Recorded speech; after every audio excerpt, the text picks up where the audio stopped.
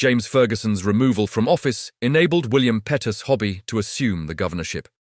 He entered Texas politics as a young Democratic reformer with a growing public profile. In 1914, he ran for lieutenant governor and won, securing re-election in 1916. His marriage to the daughter of a former U.S. representative further rooted him in the state's political establishment. At just 39 years old, Hobby became Texas's 26th governor and the youngest man in state history to hold the office.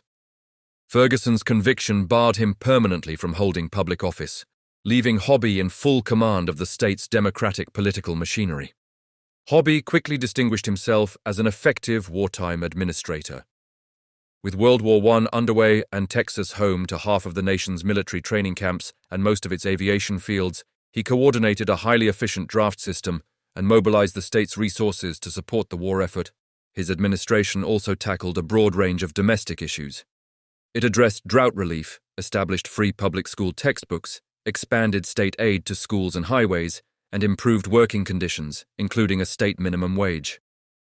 Hobby appointed the first Texas Highway Commission in 1917, laying the foundation for the state's modern transportation network. Additional legislation strengthened oil conservation efforts and created both the Oil and Gas Division of the Railroad Commission and the State Board of Control.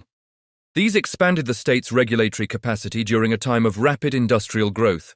Hobby's leadership during this period earned him widespread political support. In the 1918 Democratic primary, still the decisive election in one-party Texas, he defeated the disgraced former Governor Ferguson by the largest margin ever recorded in a Texas Democratic primary. He went on to win the general election easily and served as governor in his own right until 1921.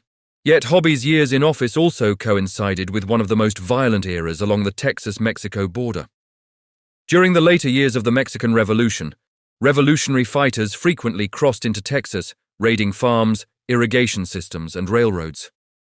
In response, the Texas Rangers, state militias, and U.S. Army units patrolled the border, often with brutal results. By 1919, reports of violence committed by Rangers and militias had grown impossible to ignore. That year, a joint committee of the Texas House and Senate held 2 weeks of hearings and heard testimony from 83 witnesses detailing abuses, including the Porvenir Massacre of January 1918, in which Rangers and militia members executed 15 Mexican-American men and boys near their village in West Texas.